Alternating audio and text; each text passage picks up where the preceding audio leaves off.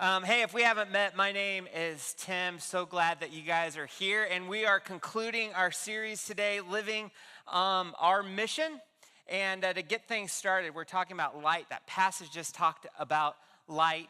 And as I was reflecting this week, there have been 2 times in my life where I would say I was scared of the dark. And for me to admit that, there's a certain level of vulnerability. Like, I don't want you to know that, but here's the reality.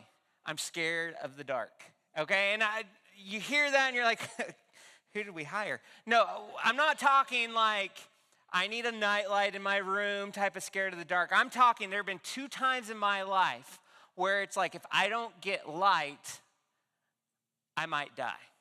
First time, middle school, my brothers and their friends, and then me being the youngest of my brothers, I wanted to tag along with them, but we decided to go caving or spelunking in some caves. And we didn't go with professionals. We were the professionals, right?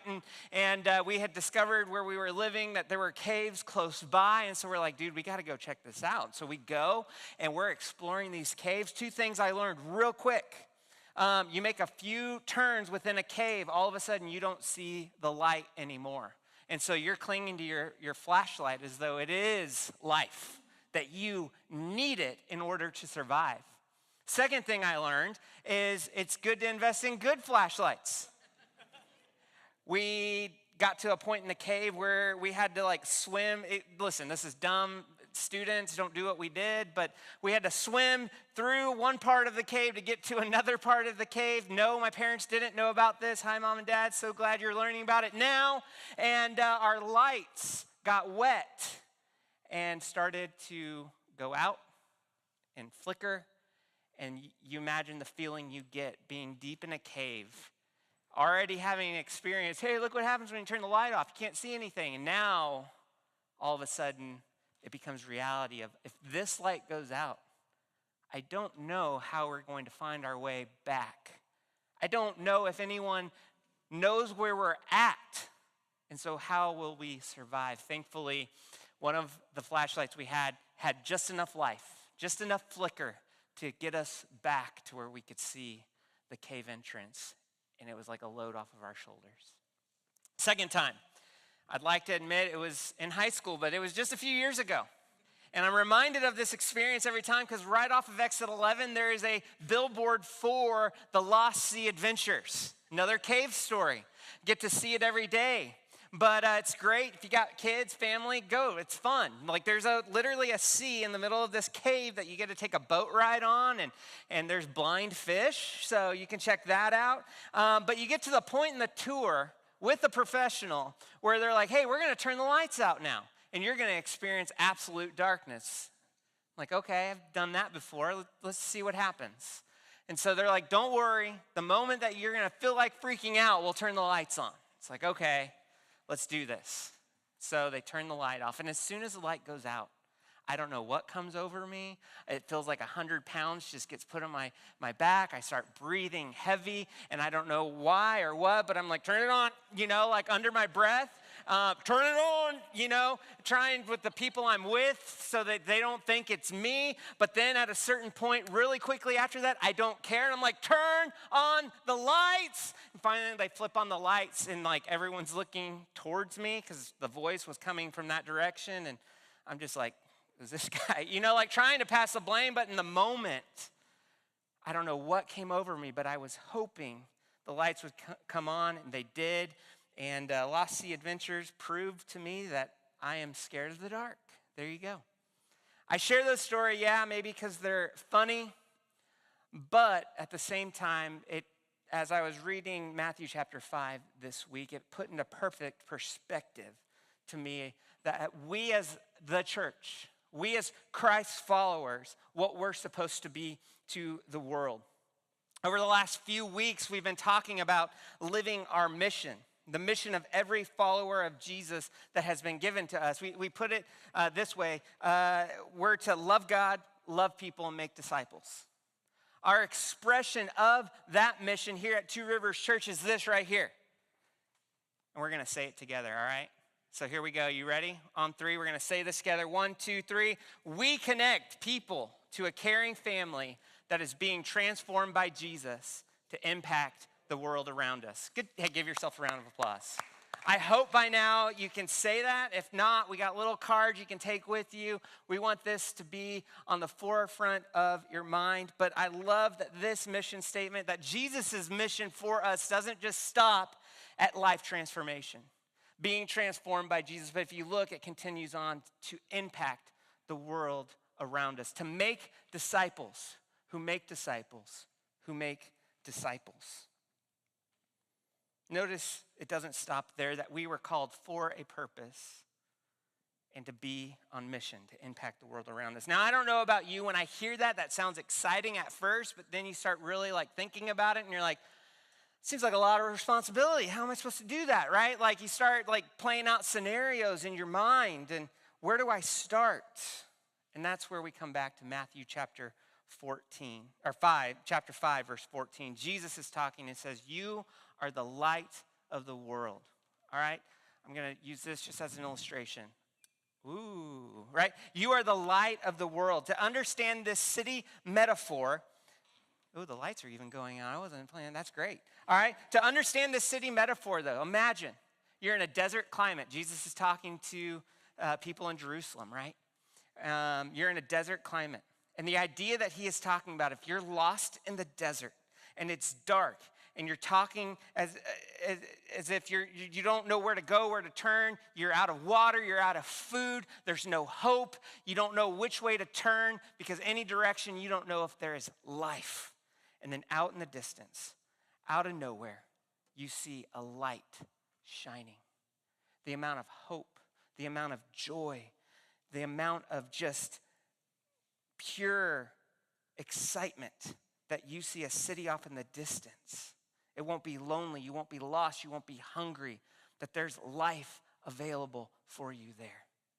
That's the type of light that Jesus is talking about. And he continues on, nor do people light a lamp and put it under a basket, but on a stand, and it gives light to all those who are in the house. In the same way, let your light shine before others so that they may see your good works and give glory to God the Father who is in heaven. So Jesus is saying that we as the church, as Christ followers, we're supposed to be like that. We're supposed to be a lamp that is emanating out light that draws people towards him. And what I love about what Jesus is saying here is if we just be who people were supposed to be in Jesus, you won't have to do much. You don't have to hide the light. It just emanates. It impacts people.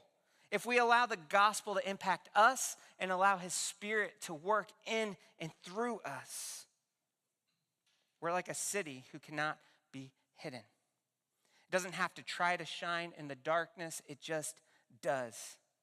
Just be Christians who believe in the gospel. Be the church and be the light, and you won't be able to stop it from shining. Jesus says it's like you'd have to put a basket over it. It doesn't balance. You get the point though, right? That doesn't make sense. I'm trying to make it work and it's hard to. Now it just looks like it's from Pottery Barn. But you get the point, right? You get the point. That's what Jesus says. You'd have to do something counterintuitive to the gospel in order to shut down the light that's supposed to be emanating out of the church. And that's why we're so excited to build our home. When we look at that graphic, which I forgot to import, but like this, you see the light. We want to be a church that the light is literally always on in the building, so people know that we're here and we exist and we want to be part of the community. But then figuratively, the light in us as Christ followers of the people of Two Rivers Church, that as we leave the building, that we're light to wherever God scatters us and sends us. So the question becomes, how do we shine the light that Jesus is talking about? How do we emanate this light around us? And I love how Romans 12 answers this question, because I believe he gives us 5 commands that if we just do these things, that it would bring light into darkness. So if you have your Bibles, you can turn to Romans chapter 12, verses 14 through 16. And if you've been with us in this series, we've looked at Romans 12 just about every week. And 2 weeks ago, John spoke about how we are to be a caring family. And we looked at verses 9 through 13. The emphasis 2 weeks ago was more about how we go about sharing Jesus' love with each other as a family of believers. But this week, the emphasis is more about how we go about shining that light, that love outside of our walls, beyond our walls, and how we impact others around us with his life-transforming message of Jesus. To see that, we pick up in verse 14. So read with me. Not out loud, but you can read along with me. Bless those who persecute you. Bless and do not curse them. Rejoice with those who rejoice and weep with those who weep. Live in harmony with one another and do not be haughty, but associate with the lowly. Never be wise in your own sight. All right, so we got lampstands up here. We got 5 commands that we're going to look at. I already have one light on, so let this one represent our first light that we're to shine, and that's a resilient love that chooses to bless people regardless of how they treat you. In verse 14, it says, bless those who persecute you. Bless and do not curse them. It's interesting that Paul states this as a matter of fact, like bless those who persecute you, not if you're persecuted. Paul states this as it's going to happen. You who are Christians, we're going to be persecuted. He says, bless those who persecute. And here's the reality. If you're a Christ follower, not everyone is going to love that you love Jesus. Not everyone's going to love that you love Jesus. There are going to be people that find out that you're a Christian and just automatically lump you and say, ugh, you're one of those people. You're a bigot, or you're a hypocrite, or you're judgmental. And Paul knows this, and he warns us to this, and he tells us when you have these feelings, don't retaliate. Jesus even warns us right before in Matthew chapter 5, right before the light analogy, he tells us, blessed are you when others revile you and persecute you. It's like Jesus is warning us, hey, if you follow me, persecution is going to come in many different forms, a huge spectrum. We'll see in just a second. But he says, hey, look at my own life, Jesus is talking, and look how I was persecuted, and look how I responded. Now go and do likewise. And I love that then Paul gives us this first lamp of blessing, because when we choose to bless those regardless of how we're treated, it shines the light of the gospel. And this is exactly what Jesus did to us. He loved us when we weren't interested in him. He loved us even when we were not interested in him, when we were hateful towards him, when we were persecuting him, when we thought life was all about us and not about him. He patiently and resiliently went on loving us anyway. That's what resilient love is all about. It's a posture that says, I exist to bless you and to love you no matter how you're treating me. I don't know about you, but when we hear persecution, like that seems harsh. You're like, I can deal with like someone calling me a bad name or treating me a little bit poorly, but persecuted, like how far is this resilient love supposed to go? I don't know if you thought that. I did, and I hope you did. It's a great question. Paul's writing this word persecuted. Bless those who persecute you. Just check this out real quick. Paul, who formerly is known as Saul, was there when they persecuted a guy named Stephen. You can read about it in Acts chapter 7. In fact, we see just a chapter later in Acts chapter 8 that Saul says that he agreed with them putting him to death, Stephen to death. Acts chapter 7 says actually that Saul was there and they laid the cloaks at his feet as though he was standing there in approval. And as they are killing Stephen, Saul being there, Saul hears these words from Stephen, Lord, do not hold this sin against them. Stephen, in the midst of his persecution, prays directly or indirectly for Paul. And Paul witnessed this resilient love. And it's not too far after that, because of that prayer and because of God's master plan, Jesus steps in and intervenes and transforms Saul's life, who becomes Paul. Paul goes from being the persecutor to the persecuted. And to the Christians in Rome, Paul writes and says, seek to bless those who persecute you. How crazy countercultural is that? But how beautiful is that? And thankfully, none of us are going through that level of persecution, I hope, in this room. But what Paul is doing right here is he's setting the outer limits of how far our gospel love is supposed to go. That even if it did ramp up that bad, that someone hates you so much that they want to harm you, kill you for your faith, that your response as a Christian would be to follow Jesus is saying and say, Father, forgive them, for they know not what they're doing, to seek to love them, to seek to bless them, to want eternal good for them, to despite the horrible and horrendous bad they want for you. And so for us in our culture, we're not there, but there are forms of persecution, things like getting made fun of, things like getting mocked or treated kind of strange or different, maybe getting passed up for a promotion, maybe even getting moved on from a job, getting fired because of your beliefs. And the command here is don't get mad in response. Don't retaliate. And not only retaliate, but go a whole step further and actively seek to bless those people. Actively go out of your way to look for ways to make life better for them. And that's beautiful because when you persecute, or when you bless those who persecute you, it shines a light in the darkness. And when you wake up each day expecting persecution, expecting for maybe some of these bad things to happen in your life, you wake up with the posture of, I don't care necessarily how I'm treated. I'm going to be here to bless people, to love people the same way that Jesus did. And that's how you impact the world around you. So here's my practical application. Questions to ask this week. Who's treating you like an enemy in your life? Is there someone in your life right now that just kind of looks at you a little bit different, treats you a little bit different, a little bit strange? Pray for them this week. And as you're praying, ask Jesus to show you an opportunity to go out of your way to bless them, to catch them off guard, to show them resilient love. That's lamp number 1. I got to speed up. All right, lamp number 2. Here we go.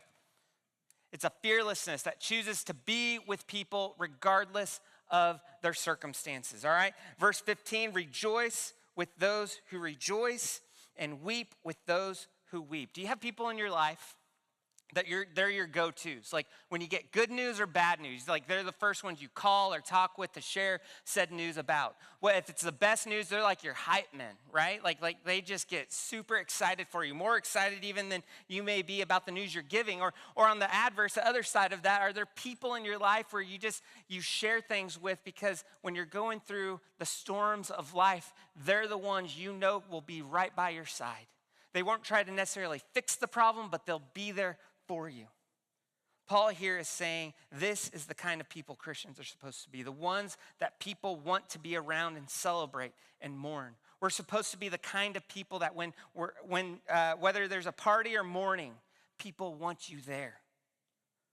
Now, this is a light that kind of has that distinct, like in here as a church and then out there in the world aspect to it. So in here as a church, celebrate and mourn with mourn. 2 weeks ago, John talked about how Jesus' love calls us to be a caring family.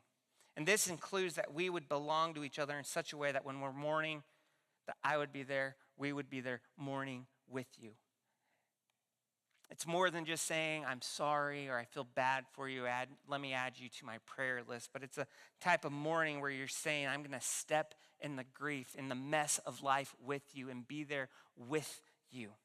Now, you might hear that and be like, well, duh, that sounds amazing. Yeah, we should all be that type of people. But honestly, for me, this is an area of my life that can be hard. Why? Because I don't want to say the wrong thing. Right? Or I don't want to step into a situation where I might feel a little bit awkward because I might say the wrong thing or there might be other people already trying to like carry the burden with them. And so I don't want to be that extra person. So I make all these kinds of excuses. And over the years, I've had to learn that it's not as much about what you say. It's just about showing up and being. Sometimes I have to get over myself and my discomfort for the sake of others. Why? Because that's the gospel. Jesus' discomfort wasn't more important to him than me being alone in the midst of my sin. And there should be a fearlessness as a Christ follower saying, I don't care what you're going through. I'm going to be there with you in the midst of it. If we could be a church that practices that well, that in your life group, if stuff happens, that you don't just, oh, I'm so sorry, but when you learn of the news, you show up on the doorstep, you grieve with them, you cry with them, you hold them. That's how we shine the light. But it isn't just weep with those who weep. There's a flip side. It says rejoice with those who rejoice, to celebrate with those. Man, what if we could be a church that knows how to party? And here's the idea that if the gospel is true and Jesus died on the cross to rescue us from our sin, then there's never a moment in our lives where we don't have a source of joy and a hope and a reason to party. And I think these are important, the aspects, the mourn and the celebrate, because this isn't just how we mourn and celebrate with each other. It's a lamp that shines beyond these walls. A few years ago, a study was done with Americans, and a question was asked, how many close confidants do you have to talk to about what's going on in your life? And the most popular answer in this poll was 0. We as a culture don't know how to do this because we're all busy, we're all important. We don't want to get your messiness into my life. I got my own problems, and Christians should have a fearlessness of saying, no, I want to step in. I don't care what you're going through. I want to walk through it with you. And where it really gets interesting is this partying aspect, right? Like Jesus liked to party. He liked to eat good food and be with people and eat with sinners. But I think as Christians, somehow our bent has become that if there's any chance to party with people, we opt out of maybe fearlessness when Jesus says, no, rejoice with those who rejoice. And the problem is when we don't step in to the mess of people or and the joys of people and the mess of people, sometimes Christians get a bad perception maybe. Like maybe one is we're boring. We get a stigma of having no joy, and we can't engage with people or at least understand why they're celebrating and what they're celebrating and try to connect with people at that level. But then also, I think other things that can happen is that we protect ourselves and become so inward focused that we'll party with each other, but not out there. And if we're not careful, it can communicate that we're judgmental, legalistic, closed off from the outside world. And in order to shine the light of Jesus, to impact the world around us, when in doubt, we need to go there. We need to be with people. Don't go alone, right? God's placed other people, other believers in our lives for accountability, but go as light. Be engaged. Go and love on people. Go be light that shines, that doesn't cover it, but let the joy shine. Let the empathy shine. Let the ability to mourn with those who mourn shine. That's lamp number 2, practical application. In your life group, in your neighborhood, in your workplace, who is rejoicing or mourning right now, and how can you be with them in the midst of that? Number 3, lamp number 3. Here we go. It's a grace that chooses to make peace with people regardless of conflict. Now, of these 5 commands we talked about in here and out there, this one, I think, specifically talking to us as a family of believers. I think Paul knew that the better we love each other inside these walls, the brighter the light will be around us, the greater the impact we'll have collectively as the people of God. As brothers and sisters, as families, we choose to live in harmony. And so when it comes to our relationships with each other, because of the gospel, the good news of Jesus, the transformation that has taken place in our life, as God's people, we don't let sin linger. We don't let conflict remain. We don't let walls remain. We don't let unreconciled relationships remain. We deal with conflict. We hand it to Jesus. We ask him for forgiveness. We ask him for the ability to forgive the other person. We reconcile with the other person, and we move on in harmony. And when we can't practice this as a caring family, I think it hurts our light. It dims our light. The lamps of the city start to flicker, and everyone starts to notice. When people get close to the city on a hill, they hear us shredding people apart with gossip, drama. When people can sense a sense of bitterness or anger between us because we haven't dealt with our conflict and we're not in harmony. Our unity in here affects our reputation out there. It affects the brightness of the light shining and out there. And as we're doing life with people, and specifically non-Christians, as we're doing life with them, how cool would it be that as you're starting to do life with neighbors and coworkers, and maybe they get the invite to your life group, that they start getting subtle differences of saying, wow, you guys have problems just like the rest of the world, but for whatever reason, it just seems like you deal with it faster. Like there's a graciousness and a forgiveness that flows quickly. Practical application. Who are you in relational conflict with right now? And have you done everything possible to make peace? A couple verses later in verse 18, he's going to say, as far as it's up to you, as much as possible, live at peace with everyone. Sometimes it's impossible, but my question is, have I done everything possible to live at peace with one another, to humble yourself, to ask for forgiveness? And I think the challenge here is to think about the gospel, think about God, and what great lengths God went to go through to make peace with me, and now I should go and do likewise. So that's lamp number 3. Lamp number 4 is a security that chooses to embrace people regardless of their social status. It says, do not be haughty, but associate with the lowly. It's a funny word, haughty. You can use that one this week. But basically he's saying, don't set your mind or to seek high things such as honors and riches. Don't aspire for those things, but instead associate with the lowly. It's a confidence that says, I have such high status in the gospel that I'm willing to embrace people who have no social status to speak of and nothing to offer me. To embrace people who have no social status and to speak of or to nothing to offer me. I have 3 girls, and I get to see human nature at its finest, whether it's in them or in me as I'm parenting. But this last year, I coached one of my daughters. For the sake of the story, she'll remain nameless. But I coached her team, and we lost a particular game. And it's me and her in the car on the way home, and it was just quiet. Not because it was intense, but it was just like, that wasn't fun, losing, and it wasn't even close. And out of nowhere, she's just like, hey, Daddy, why is Jack on our team? I was like, that's a weird question. Like, he signed up, I don't know. And she's like, no, like, why is he on our team? I was like, what do you mean? Help me out. Help me understand. She's like, he's just really bad.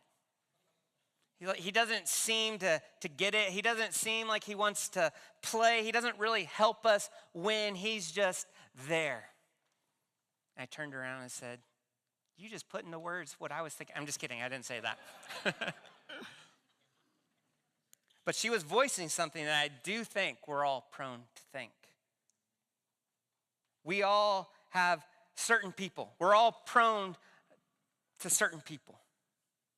This is just something that's messed up in our sinful, self-righteous state, that we're prone to look at certain people and say, probably at a subconscious level, but say like, yeah, they're pretty bad, or they have nothing to offer me. But for every one of us, there's just someone who bothers you, just annoys you. You just can't take them. It's that guy or that girl at church even.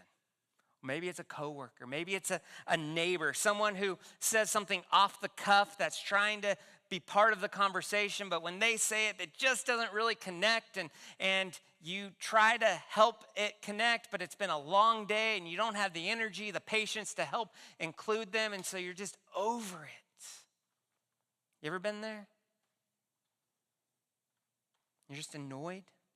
I know I have. And the reality is, for being honest, we all gravitate towards certain people because they're funny, they're nice, they're easy to be around. Maybe we think that they're mature or drama-free. We all drift away from certain people who are awkward and cost us a lot of time and energy. But the gospel dictates that we be a whole different kind of community, a community of people who understands that because of Jesus' blood, that I have been set unbelievably, undeservedly high, that I've been given grand royal status in God's family, and I didn't do anything to earn it. And I just want it for other people now because I have it. I have the confidence and the security that I don't need you to give me anything that I don't already have in Jesus. And there's a humility that says, I didn't do anything to earn it, so why would I look down on you? We want to be people that has a security that chooses to embrace people regardless of their social status. Practical application. Who is the hardest person God has put in your life for you to love? This week, remember the gospel and ask the Lord for his strength and his love to love that person. Lamp number 5. Lamp number 5 says that we have a humility that chooses to respect people regardless of their views. It's the last part of verse 16. It says, never be wise in your own sight. When I read that, you guys are getting full Tim told us today. I don't know if you're as arrogant as me, okay? But when I read that sentence, I go, what do you mean, never be wise in your own sight? I'm always wise in my own sight. Like everything I do in life is because I think it's wise. If I thought something else was wiser, I would do that thing, right? Everything I choose to do is awesome. It's great. It's the best idea ever until it's not. And then I beat myself up for it. But I'm still at the center of the universe. When in Philippians chapter 2, let each of you not look down on your own interests, but the interests of others. Have the mind of yourself, which is of Christ Jesus, who though was in the form of God, did not count equality with God a thing to be grasped, but he emptied himself, taking on the form of a servant. I have a tendency to look down and choose to look at other people who have different views than I do as though I'm superior than them. And I need to be reminded of the gospel. It's like in the most kind of sinful state, if I'm not careful, I'm the center of my universe. But the reality is being the center of the universe doesn't work if we're going to be a lamp, if we're going to be a city on a hill, if we're going to shine the love of Jesus and have an impact around on the world around us. We've got to capture a humility that says, I needed Jesus to die in my place and to pour out his blood selflessly to make me righteous. And that humbles me in such a deep kind of way. And if I'm not careful, I don't look at other people, or I look at other people of like, they need Jesus. When in reality, I need Jesus and they need Jesus. If I'm not careful and I don't have a gospel-centered mindset, I can come off as arrogant and superior and self-centered. I can have a tendency to be uncaring and not understanding and caring more about being right than caring about the person I'm speaking with.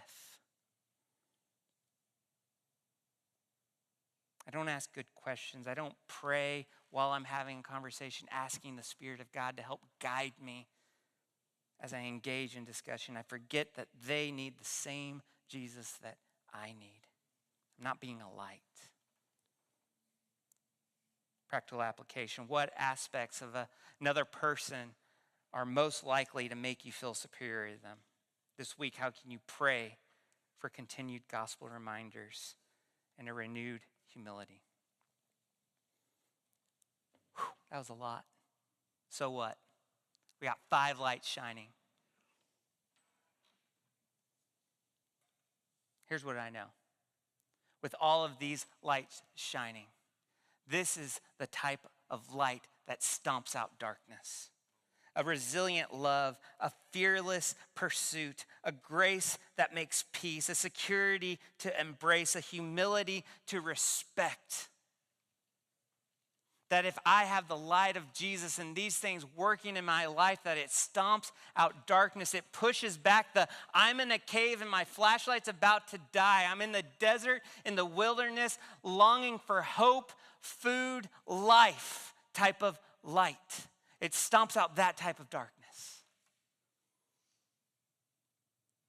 And that my life has been transformed by Jesus so that I can be that type of light in the world that God has placed me, that we can be that type of light in the whatever context, whatever neighborhood, whatever workplace, whatever school you attend, whatever the context where God has placed you, whatever family he has placed you in, with the friends he's placed around you, that we can be each one of these lights to them with the hope and the prayer that draws them and stomps out darkness.